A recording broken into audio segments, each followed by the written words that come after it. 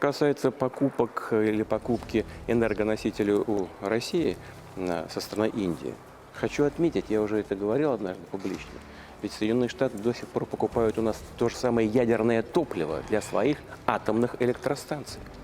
Это ведь тоже топливо, уран, для атомных электростанций, работающих в США. Но если США имеют право покупать у нас топливо, почему Индия должна быть лишена такого права? Это вопрос, требующий своего кропотливого исследователя, и мы готовы подискутировать на этот счет и с президентом Трампом.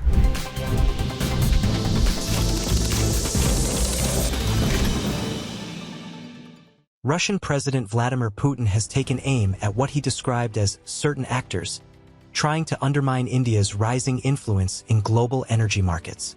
Speaking to an Indian TV news channel in an interview released Thursday evening, Putin suggested that India's expanding energy partnership with Moscow has not gone unnoticed, and not everyone is pleased about it. In a pointed comment aimed at Washington, Putin highlighted what he described as inconsistency in U.S. policy and said, "The issue here is that the pressure you have referred to typically involves employing political instruments to influence normal competition. Our energy cooperation with India remains unaffected by current conditions, fleeting political swings, or indeed the tragic events in Ukraine.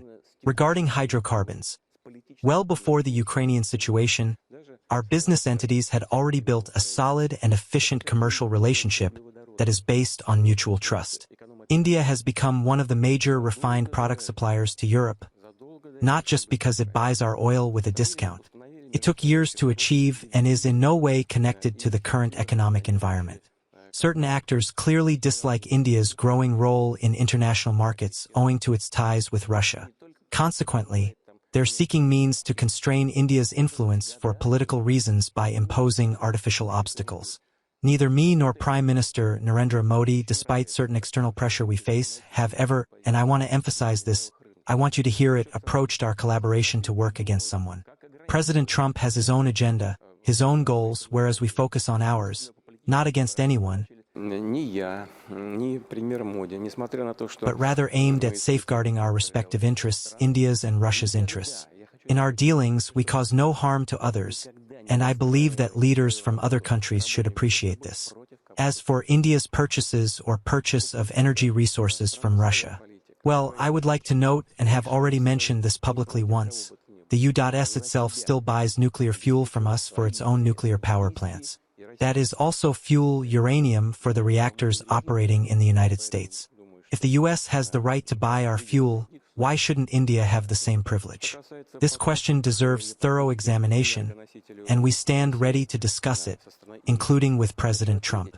He, U.S. President Donald Trump, pursues his own policy, and he has advisors.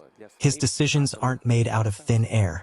He has advisors who believe that implementing such tariff policies, involving the imposition of additional duties on trade partners, ultimately benefits the U.S. economy.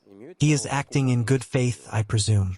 Our experts believe there are risks involved, but it is the choice of each country and its leadership to decide which economic policy to adopt. We have never engaged in such practices, do not do so now, and have no intention of doing so in the future. Our economy is open. We hope that, in the end, all violations of World Trade Organization regulations will be rectified. Связаны с правилами Всемирной торговой организации, будут устранены.